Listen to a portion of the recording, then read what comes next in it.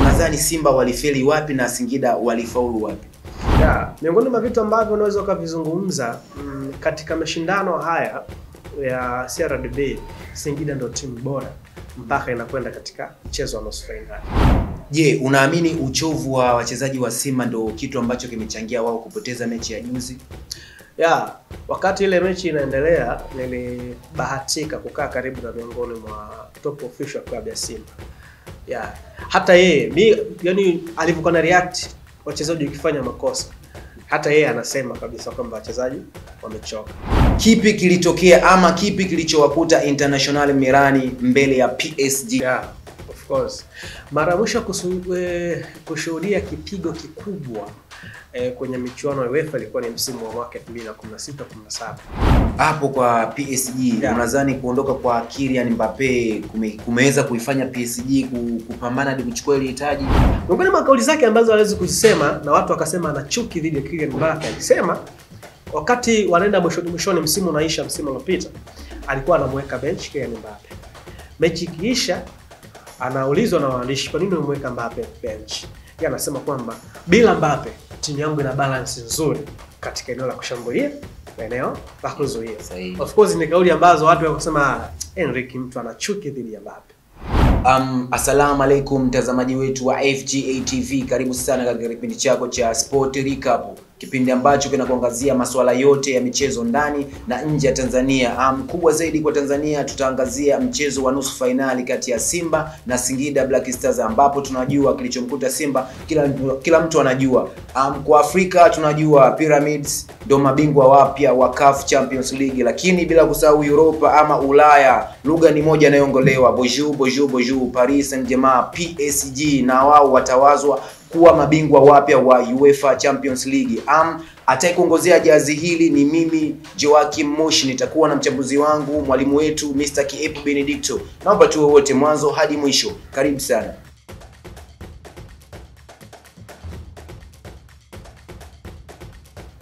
Na moja kwa moja naomba tuende kwenye mjadala wetu, ama tuende tukajue kinaga ubaga, kwa maana Mr. Kiepo ashaingia ndani ya studio za FGA TV.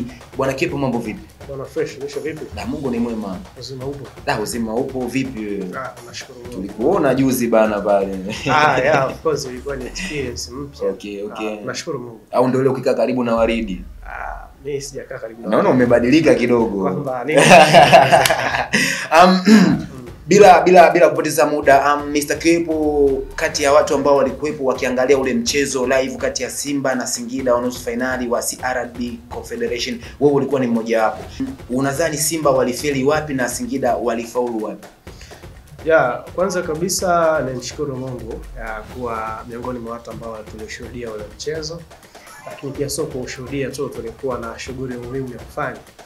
Unajua maisha ni leo.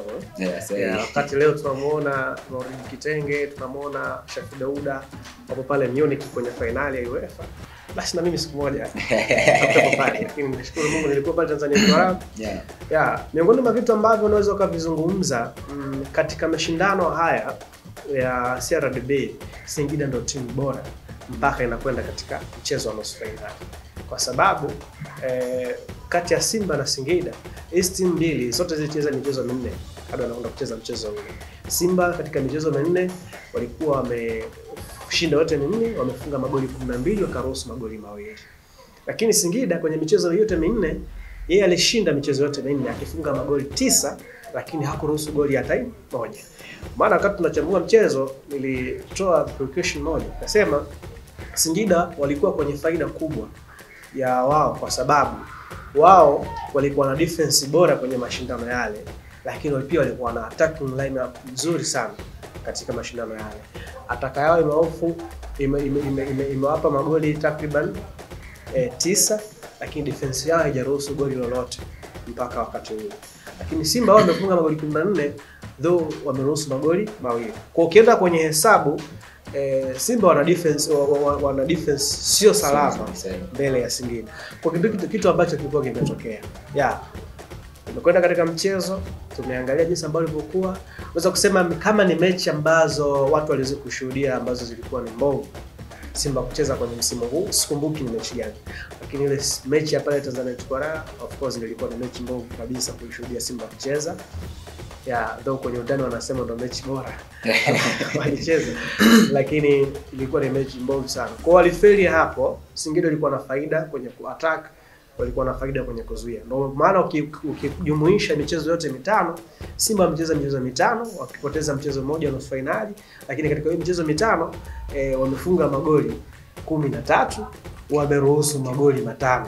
Singida wao katika michezo hiyo mitano wameshinda yote mitano, wamefunga magoli 12 wakiruhusu goli moja. Kwa hiyo lazima tu automatic unafahamu kwamba ubora wa Singida ndio ambao walikuwa mkubwa kuliko Simba katika mchezo huu. Je, unaamini uchovu wa wachezaji wa Simba ndio kitu ambacho kimechangia wao kupoteza mechi ya juzi? Wakati ile mechi inaendelea, nilibahatika kukaa karibu na miongoni mwa top official club ya Simba. Hata yeye yani alivyokuwa na react wachezaji wakifanya makosa, hata yeye anasema kabisa kwamba wachezaji wamechoka. Kuna wakati mchezaji wa Simba anachezewa foul ambayo unafahamu angebidi asimame kufight for, lakini anadondoka chini kwa sababu ya mpira wetu nyumbani tulivyo naimba. Lakini ingekuwa sehemu zingine hakuna mtu ambaye anaimba kwenye, viongozi wanasema ilikuwa ni foul nyepesi sana. Kwa hata wao wanafahamu wachezaji walikuwa wamechoka kwa sababu ya ratiba ambayo ilikuwa ngumu. Ndio maana hata kabla ya mechi mwalimu Fadlu Davis alisema kwamba of course tumekuwa na ratiba ngumu sana ya kucheza michezo. Sio michezo tu ya kawaida, ni michezo yenye ushindani kuliko michezo ya ligi, michezo hii ya finali ya CAF Confederation, lakini wametoka kucheza mchezo na Singida wa ligi karibuni pia. Kulikuwa na vitu vingi vigumu ambavyo walikuwa wanavipitia. So kwangu mimi moja kwa moja naweza kusema Simba katika hizi nyakati timu yao imechoka sana. Na ubaya ni kwamba Simba wakifanya rotation hawana quality zinazofanana. Yani leo hii akikaa bench mchezaji kama Shomari Kapombe, hauna mchezaji mwenye quality ya Kapombe ambaye atakuja atakusaidia. Leo hii Simba kwenye defense ukiondoa watu watatu, Shamu Karabwa, Shemalon Fondo na Hamza, hao watu ukiwakosa hawa wawili kwa sababu wamechoka tayari physical, nani aliyoko katika bench anaweza kuwa repress kuwasaidia? Sikimeona katika ile mechi kama uliangalia nilikuwa nazungumza aina ya magoli ambayo Jonathan Soa huwa anayafunga. Anapenda sana kutembea na defense. Anapenda sana kutana. Rejea katika goli moja ambayo ilifunga la kwanza kwenye mashindano haya Confederation, alifunga Kagera Sugar. Alireceive mpira akakimbia akawageuza mabeki akafunga. So ni mchezaji ambaye akitana na defense ambayo ni rest defense ambayo ni nyepesi, yani rahisi sana, akareceive mpira akawageuza tu. Sio kwamba walipenda kina Shema Mfondo ile hali. Lakini wametumika sana, wamechoka. Ndio maana Soa aliweza kuamudu akageuka akashot goli. Kwa hiyo ni wachezaji wa Simba kimsingi wamechoka, na hii inawapa somo viongozi kuona kama wanaweza kwenda kuboresha kikosi chao wanaporejea kwenye mashindano ya msimu. Hapo kwa kumalizia, unauzungumziaje uwezo wa midfielder ama kiungo wa Singida Emmanuel Yekeyeke? Emmanuel Yekeyeke ni miongoni mwa wachezaji ambao tunafahamu waliondoa raia pia kuwepo hapa nchini. Miongoni mwa wachezaji bora sana katika ile mechi. Na ndio mtu ambaye alivuruga amani ile ya Yusufu Kagoma na Fabrice Ngoma katika mchezo. Yeye ndo mtu ambaye alikuwa kwenye ile tunasema kwenye nusu ya mpinzani, mipira yote inadondoka katika nusu ya mpinzani. Yeye ndo mtu ambaye anatafsiri mpira upigwa wapi. Tunafahamu angalia mama wao alikwenda kufanya pressing ya goli la pili lililopatikana. Alisajili anakosea mpira, unamkuta Damaro Kamara katika maeneo ambayo yako sahihi. Kwa hiyo ukiangalia namna ambavyo walipress kwenda kwa nguvu na namna ambavyo combination yao ilivyokuwa katikati, Keke ni miongoni mwa midfielder bora sana. Ndio maana kushangalia kwa kwenda kufunga goli la 3 bila shaka. Yes. Kuna watu ambao wako bora sana, ni mchezaji mkubwa na ni mzuri. Kila timu hapa Tanzania ingetamani kuwa naye, lakini bahati mbaya yuko Singida Black Stars. Kwa hiyo ni mchezaji ambaye ana ubora mkubwa sana. Singida sio mchezaji mmoja. Singida ina wachezaji wengi sana. Na kitu ambacho kilinifurahisha namna ambavyo mwalimu aliopt kufanya rotation. Ile mechi tulitegemea Ibrahim Ngoro aanze, lakini alianza Gadiel Meko Baga. Sijui umeelewa? Lakini wote performance. Ile mechi hatukutegemea Kennedy Juma alianza. Sijui umeelewa? Yes. lakini unamzungumza mchezaji kama Endo ambaye watu hawakutarajia Endo Simchimba kucheza katika ile mechi. Kwa ni timu ambayo ina quality kubwa sana, na ndio timu ambayo kama itatunzwa ikaenda kwenye Confederation Cup barani Afrika msimu unaokuja, at least inaweza ikaondoa ule unyonge ambao mara kadhaa timu za Tanzania ukiondoa Simba na Yanga wamekuwa wakiwa katika mashindano ya kimataifa. Kwa kwangu mimi Singida sio mchezaji mmoja, ile ni cream ya wachezaji ambayo yaani ile scouting yao unaweza kusema ni superb sana. Ilifanya scouting kubwa na unaweza ukasifu ule ubora ambao wameutengeneza kwenye timu yao. Na kitu cha kutuongezea hapo, unazungumzaje maamuzi ya Arajiga? Ahmed Arajiga, one of the best in our country. Tunapozungumza Arajiga ni miongoni mwa waamuzi ambao huwa wanafahamu nini wafanye, wapi na lini. Na ndio maana ni mtu ambaye katika mchezo ambao amechezesha hakusita kufanya maamuzi sema mbali paswa yafanyike maamuzi. Ilipohitajika kwa mfano ile mechi imeanza ikatokea attempt ya kutoa kadi ya njano. Watu tumekaa tunaangalia mechi wanasema mbona mapema sana. No, sio mapema. Tayari ukifanya vile mapema, ukishatoa kadi ya njano waamuzi wao wanajua, hata pressure pia wanashusha, wanajua huyu mtu sio masiara leo. Kienda vibaya hapo kuna jambo litatokea. Kwa alikuwa anafika kwenye matukio ya Arajiga, alikuwa very smart kuamua vitu. Ni miongoni mwa mareferee ambao pengine kuna timu hazitamani zitumike dhidi yao. Kwa kwangu mimi niseme ni referee ambaye tumebarikiwa na tunapaswa kujivunia pia. Ndivyo tunavyomaliza kwenye habari za Simba na Singida kwamba Arajiga ni mwamuzi wa kujivunia. Tukitoka hapo tuende tukaangazie mchezo wa finali wa CAF Champions League kati ya Pyramids pamoja na Mamelodi Sundowns kutoka South Africa. Mr. Kepo, unaizungumziaje finali hii? Tumeona Mayele katetema. Hii ni finali sasa. Kama ulitaka kuangalia finali weekend hii, kama kuna sehemu uliangalia finali nyingine ulipigwa. Sasa hii ya jana ndio ilikuwa finali kati ya Pyramids dhidi ya Mamelodi Sundowns. Cha kwanza, timu bora kwenye mashindano msimu huu ya CAF Champions League imestahili kuwa bingwa. Imeanza na mwanzo bora toka mashindano haya yanaanza. Imepita katika njia ngumu pia mpaka wanafika hatua hii. Tunaizungumza Pyramid ambaye ina combination ya wachezaji ambao wako bora sana. Leo tukitaja list ya top scorers kwenye CAF, top 2 wanatoka Pyramid. Mayele mwenye magoli 6 na mwenzake ambaye ana magoli 5. Sijui umenielewa? Sahihi. Kwa hiyo ni timu ambayo ndio timu bingwa inapaswa kuwa.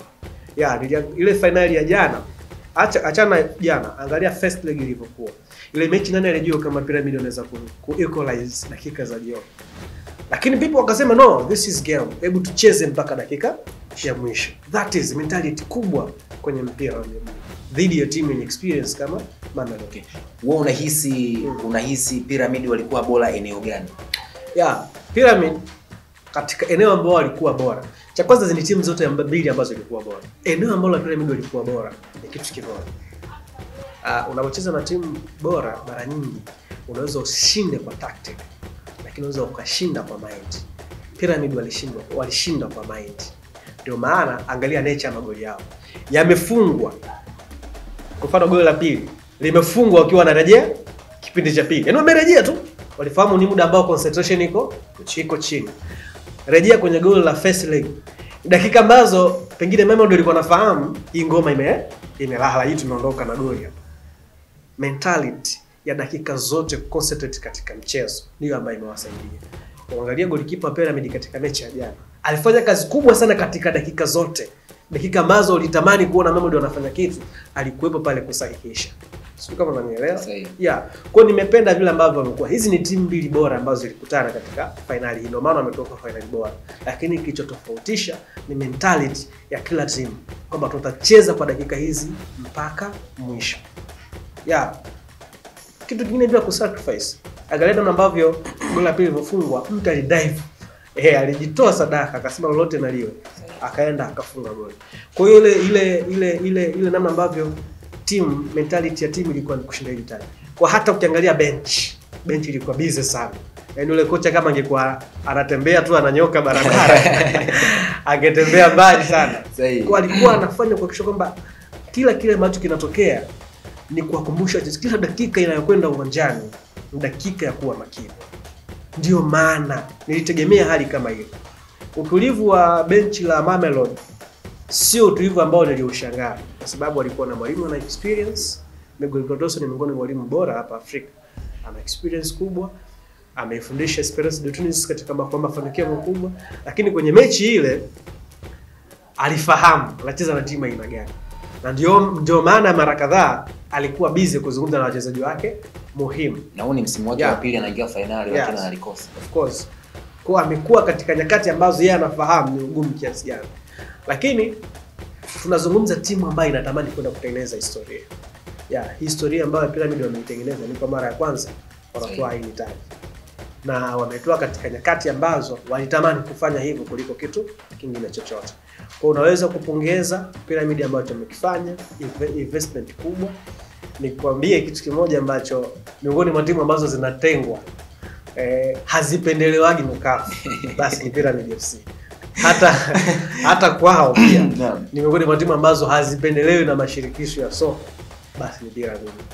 Wale tukisema ingekuwa kwenye utawala tungeita kama ni waasi, kwa sababu Pyramid kuundwa kwake ilikuwa ni miongoni mwa watu wa timu ya Al Ahly, unaona, ambao waliona mambo hayaendi vizuri, akaona ngoja nijikatae nianzishe timu yangu. Umeelewa? Kwa hiyo timu ambayo imekuja katika nyakati ambazo at least unaweza kusema kwenye utawala wa majiant wa Afrika, Al Ahly, Mamelodi, Esperance de Tunis, yupo mtu ambaye anaweza kutishia kwa haya. Kama ambavyo sisi Tanzania leo tunasema ukitaja hawa majiant wawili ukimwongeza na Azam, basi Singida Black Stars ndio timu ya ahadi ambayo pengine imekuja kutishia utawala wa watu wawili. Yaani natamani iko kitu, lakini sidhani kama kitatokea. Ndivyo tunavyohitimisha habari za kitaifa, kwa maana nakwambia Mr. Kiepo, Pyramids ni timu ambayo imetengwa huko kwenye ligi yao, yani ni Misri. Tupate mapumziko mafupi, then tutarejea hapa kuangalia barani Ulaya kuna nini. PSG International Milan, usiondoke.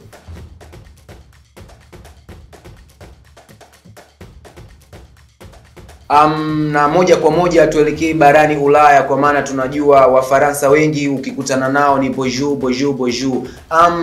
Kipi kilitokea ama kipi kilichowakuta International Milan mbele ya PSG, Kiepo? Of course. Mara mwisho kushuhudia kipigo kikubwa kwenye michuano ya UEFA ilikuwa ni msimu wa mwaka 2016-17. Wakati wa vibibi vya Turin vilikutana na kichapo mbele ya Real Madrid magoli 4-1. Hiko ndo kilikuwa kipigo kikubwa kabisa. Hakuja rekodiwa kipigo kingine kikubwa kama hiki ambacho kimetokea toka 2016-17. Hapo katikati tunafahamu Liverpool alikuwa na kipigo cha 3-1. Ni kipigo cha kawaida tu. Lakini hii ya Milan ilikuwa ni surprise kubwa. 5-0. Kutoka miaka ya 90, hiko ndo kipigo kikubwa kwenye finali ya UEFA Champions League. Yaani hiko ndo kimerekodiwa mwaka 2025 kutoka miaka ya 90. Hiyo unanielewa? Wakati mwingine ni ukiangalia zile documentary za Sir Alex Ferguson, yeye anakuambia kwenye mpira wa miguu duniani defense inakusaidia kushinda kombe. Sawa Defense inakusaidia kushinda kombe. Lakini attacking line inakusaidia wewe kushinda mechi. Kwa hivyo ni vitu viwili tofauti. Yaani kwa hiyo International Milan kilichowaponza ni nini? Defense ama attack? Defense ndio ambayo iliwaponza. Cha kwanza. Unazungumza mechi ambayo unacheza na watoto wadogo, kina Desado, unamzungumza Ousmane Dembele kwenye ubora, Vitinha katika ubora mkubwa. Huku una Nuno Mendes ambaye Man U sio alimsaji yule mchezaji. Yaani unajua Nuno ilikochagua kabisa la Manchester. Hela wapi? Mchezaji alikuwa tayari, sema tu mambo. Na nadhani haikuwa chaguo kwa mwalimu ambaye alikuwa anachukua nafasi wakati. Ameacha ile mali iko pale lazima. Sio, umeelewa? Kitu ambacho PSG walichofanikiwa walikuwa na defense bora. Si ndio defense ambayo nataka tukashinde makombe? Defense inakusaidia kushinda makombe. Nitakukumbusha kwa nini nakwambia hivyo. Donnarumma katika ubora wake ndio ambaye aliwafanya Liverpool wasiamini pale Anfield nini kinatokea. Ndiye ambaye aliwafanya Aston Villa yani wasiamini Sema unaogopa watu wa Uingereza. Si ano nakwambia. Ndio maana nataka kukupa tafsiri ya defense na kusaidia kushinda nini? Kushinda makombe. Donnarumma huyu ndo ambaye alimfanya Arteta asiamini nini ambacho kimetokea. Huyu Donnarumma katika ubora mkubwa sana. Katika save nyingine ambayo utaikumbuka ni mechi ya Aston Villa.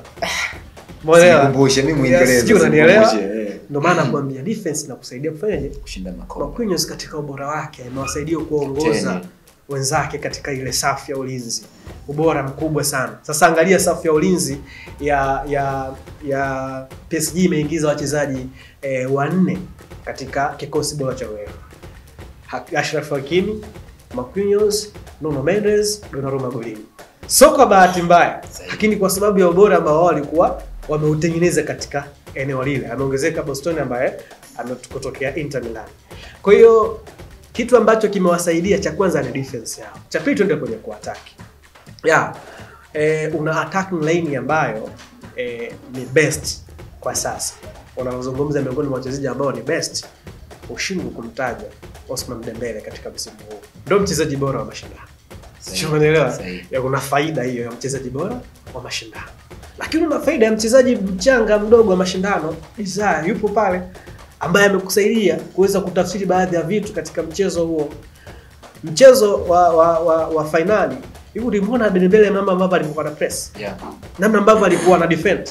Sijui unanielewa? Nakuelewa. Kwa ni kitu ambacho vyote vile ambavyo waliingia navyo PSG vilikwenda kuwasaidia.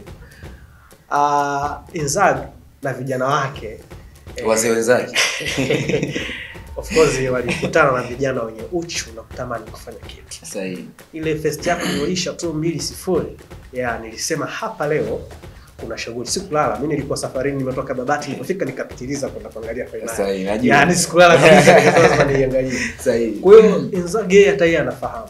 Na defense ya Inter Milan ni mbovu. Unashangaa utakubaliana na mimi. Angalia namna ambavyo walipapatu kumtoa Bayern Munich.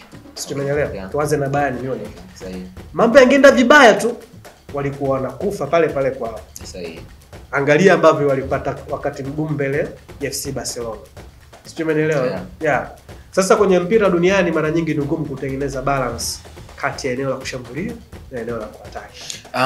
Hapo kwa PSG unadhani kuondoka kwa Kylian Mbappe kumeweza kuifanya PSG kupambana hadi kuchukua ile hitaji? Miongoni mwa vitu ambavyo nilifanya reference ni kauli za mwalimu Luis Enrique. One of the best, mwalimu bora sana. Miongoni mwa kauli zake ambazo aliweza kuzisema na watu wakasema ana chuki dhidi ya Kylian Mbappe, alisema wakati wanaenda mwishoni msimu unaisha, msimu uliopita alikuwa anamweka bench Kylian Mbappe. Mechi ikiisha anaulizwa na waandishi kwa nini umemweka Mbappe bench. Yeye anasema kwamba bila Mbappe timu yangu ina balance nzuri katika eneo la kushambulia na eneo la kuzuia. Of course ni kauli ambazo watu wakasema Enrique mtu anachuki dhidi ya Mbappe. Lakini angalia discipline ya wachezaji ya PSG, kila mtu anakimbia uwanjani. Kama mechi ya CRDB kuna wachezaji unaona kabisa wanatembea, kila mtu anawajibika, anakimbia uwanjani. Hiyo ndio discipline ambayo aliitamani. Tunapopoteza mpira mbele, kila mtu akimbia katika eneo lake. Ndio timu ambayo leo ameitengeneza Luis Enrique. Mimi nasema ile ni Farmers League, ni ligi ya ajabu. Sasa msimu huu kaondosha timu zenu zote pendwa. Zote hizo pendwa mnazozijua wamekufa katika mikono yake. So unamzungumza Enrique ambaye alikuwa anafahamu Mbappe ni mchezaji mkubwa actually, ana impact kwenye timu. Lakini tunapokwenda kwenye mechi ya finali, tunahitaji kila mtu akimbie. Tunakumbuka PSG ilipoteza finali mbele ya Bayern Munich ambayo ilikuwa ni 1-0. Finali ambayo ingekuwa na wachezaji ambao wako matured, PSG ilikuwa anashinda. Ule msimu Bayern haikuwa nzuri sana, licha kama walitoka kuwafunga Barcelona magoli 8, lakini haikuwa Bayern ni bora sana. Ulikosa ile tu maturity. Unaona utoto ambao alikuwa anafanya kwenye safu ya ushambuliaji Neymar, Mbappe mwenyewe. Unajiuliza kwamba hii vipi? Imekuaje hii? Kwa yeye kama mwalimu anajua, na mimi nikwambia, walimu wengi duniani wanaopenda kufanikiwa, wenye kutaka kuzitumikisha timu zao huwa wapendi majina kwenye timu zao. Kwa kumalizia, Simone Inzaghi alifeli wapi? Inzaghi kwanza alifeli kwenye approach. Inzaghi yeye aliingia kwenye ile mechi akiamini kwamba anaweza kukimbia nyuma ya wachezaji wa PSG. Yaani anaweza kupita. Kwa sababu cha kwanza aliamini PSG wana mabeki wa pembeni bora sana. Kwa hiyo akajua mimi kushinda bato zangu nikimbie nyuma yao. Sasa nataka kupishana na kina Shafakimi na huko Nuno Mendes, kina Federico Di Marco, kila muda wakajikuta mipira inakuja fullback wako. Mipira imepita tayari. Sasa unaanza kukimbizana na watoto kama walivyo kama kina Desire. Osman Dembele. Actually ilikuwa ni ngumu wewe kufanya hivyo. Mechi bora Kivisha Kaskeria anacheza ile mechi katika ubora mkubwa sana. Sijui unanielewa? Kweli yeye alifeli ni hapo tu kupishana. Angekuwa na discipline mbele ya PSG, sio kwamba ile discipline ingemsaidia kuwa salama. At least mzigo wa magoli ungepungua, asingefika haya matano. Lakini alijilipua kwa sababu aliamini mimi sina cha kupoteza. Na of course mechi zote ambazo amecheza, yeye amejilipuaga mara zote. Kacheza na Barcelona, na Barcelona sio watu wa kujilipua. Hawana defense both pia. Akasema of course inja tunakimbia tunakwenda na wao wanakuja. Lakini akutana na timu ambayo ipo compact. Yaani PSG wamesogeleana hivi. Tukienda kushambulia wamesogeleana, kwenye kudefense wamesogeleana. Total football. Ndio maana unakuta mechi katika magoli yote matano ambayo yamefungwa kwenye scoreline uliona jina la Dembele? Hapana. Sio unanielewa? Kwa ni kitu ambacho wao walikitengeneza kwamba sisi tunapata ndogo ndogo, tunakimbia tunaenda wote, tunarudi wote. Yeye katika ule mtego wa kukimbia kwenda wote, mpira ukipigwa, Federico hana hizo mbio. Sahihi. Sasa unakuta unamlaumu tu kama soma sasa mwisho wa siku. Alaumiwi ndo kazi yake, inabidi afanye kazi yake. Mwisho wa siku. Kitu ambacho kimeniumiza golikipa wangu Pendwa kabisa ndio abani fungu. Ndivyo anapomaliza Mr. Kiepo, anakuambia golikipa wake Pendwa ndo alofungwa goli 5. Mimi sina la ziada. Kapteni Mushi, Joakim Mushi. Mwisho wa kipindi hichi ndo mwanzo wa kipindi kijacho. Tukutane hadi wakati mwingine. Unaambiwa FGA TV, hili ni chimbo jipya. Bye bye.